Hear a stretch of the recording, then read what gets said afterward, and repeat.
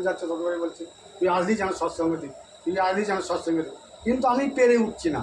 কিন্তু আমার আর্থিক অবস্থা সবই ভালো, সবই ঠাকুর আমাকে দিয়েছে, আমাকে সবই মিলিয়ে দিয়েছে। কিন্তু আর্থিক অবস্থার জন্য আমি মানে সময় এই যে মানুষজনকে বসাবো সেই আসনটা আমি তৈরি করতে পারিনি। আমার কালকে হঠাৎ মনে হয়ে গেল যে দেখ আমি সকালবেলা ঠাকুরের নাম নিয়ে গাড়ি নিয়ে বেরোচ্ছি, আমার গাড়িটা পাল্টি হয়ে গেল।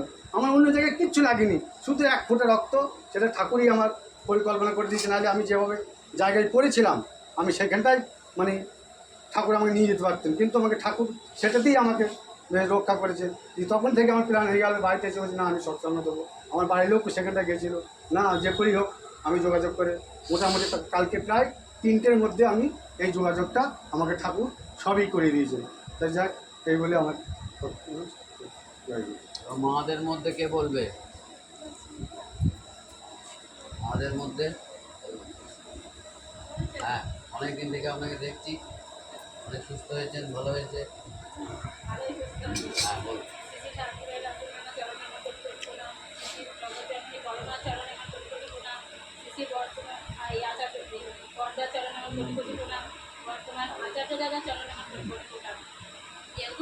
গুরু প্রত্যেকের চরণে আমার কোটি কোটি প্রণাম। এখানে বড়দের জয় গুরু, ছোটদের আনন্দিত জয় গুরু।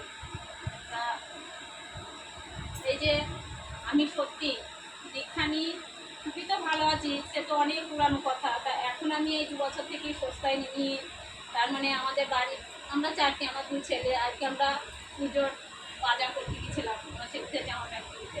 তাই বাড়ি থেকেই শুনেছি যে ওই দাদার বাড়িটা সৎসঙ্গ হবে, কিন্তু আমি বাড়ি থেকেই প্রার্থনা করি, ঠাকুরের কাছে প্রণাম করি, ঠোক দিই, 10টা 40-এর ট্রেনে গিয়েছি যে না আমি এখানে সৎসঙ্গ করেই কিন্তু যাব।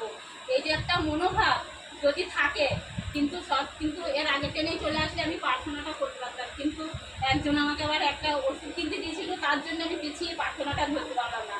সেটাও খারাপ লাগলো স্টেশনে বসে বসে। সে যাই হোক না কেন, কিন্তু আমি একটা ছোট কথা বলি, যখন কিন্তু আমরা এই সবাই কিন্তু ওই দীক্ষা নিই, কেউ কিন্তু ইষ্টনীতি করতে চায় না, কিন্তু ওই যখন দীক্ষাটা নেওয়া হয় তখন কিন্তু আমরা ওই ঠাকুরের সন্তান হয়ে যাই। কেন যখন ওই দীক্ষাটা নেওয়া হয় তখন কিন্তু আমি অক্রোধী, আমি অমনি, আমি নির্লস, কামলঞ্জিত পশু, আমি ইষ্টপ্রাণ সেবা করতে অস্থিবৃদ্ধি পরমানন্দ উদ্ভিদ্য শক্তি তোমার সন্তান প্রেম পুষ্টি চিরচেত নজর আমার, আমায় গ্রহণ করো প্রণাম লও। কিন্তু তখন আমরা তার সন্তান হয়ে যাই। এইগুলো কিন্তু যে মানে যখন দীক্ষাটা নেয় তখন যদি এগুলো তার মনের ভিতরে যদি আসে, সে কিন্তু কোনোদিন ইষ্টভীতি করা ছাড়বে না। তখন কিন্তু আমরা তার কাছে কিন্তু সত্যি কথাই দীক্ষাটা নিলে তার আমরা কিন্তু সন্তান হয়ে যাই। সে কিন্তু যদি সেই দীক্ষাটা, আমি শুধু ওই দীক্ষাটা নিই, ইষ্টভীতিটা করি, আমাকে ঠাকুর কিন্তু তার সন্তানের মতন একটু একটু করে কিন্তু আমাকে হাত ধরে কিন্তু রক্ষা করে। এক জায়গায় ওই আচার্য দাদা আলোচনায় আমি শুনছিলাম, আমাদের এমনি আর্থিক অবস্থা খুব খারাপ, একটাই বড় বিয়ে, কিন্তু আমাদের বাড়ির লোকের কাছে থাকে, তবু এক প্রার্থ যদি করি, ওই আচার্য দাদা সেদিন বলছে যে ঠাকুরের যে দীক্ষা নেওয়ার সময় কিন্তু তার সন্তান হয়ে যায়। রোগ শোক যাই হোক না কেন, ঠাকুরের কাছে শুধু একটাই প্রার্থনা যে ঠাকুর তোমার মানে যখন তোমার দীক্ষা নিচ্ছি তখন তো তার সন্তান হয়ে যায়। তাহলে আমরা দীক্ষা নিয়ে কেন ভয় পাবো?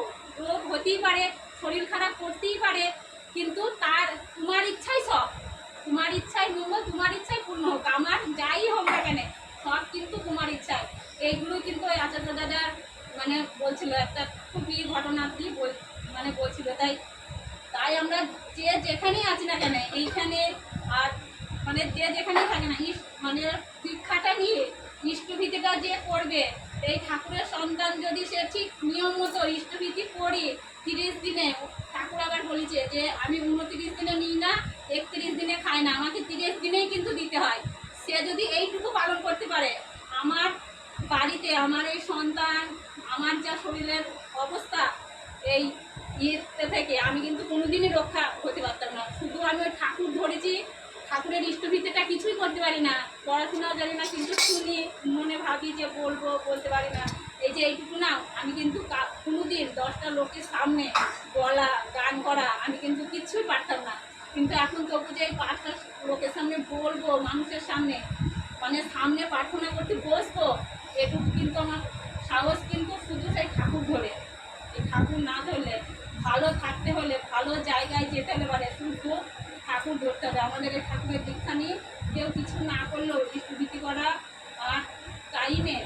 মানে ওই 29 দিনে খায় না, 31 দিনে নেয় না, এই 30 দিনের ভিতরে যদি সে ঠিকভাবে জমা দিতে পারে, আমি কিন্তু আমার সংসারী কিংবা আমার শরীরের দিক থেকে বলছি 100-র মধ্যে 100 সে হবে।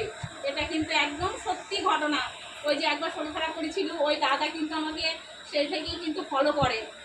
এবার সে থেকেই কিন্তু আমার সেই তখনই কিন্তু বলেছিল যে ইষ্টভীতি করা মা, আর ওই থানকুনি সকালবেলা ইষ্টভীতি করি, করার পরে প্রার্থনা করার পরে ওই থানকুনি পাতাতেই জল খাওয়া।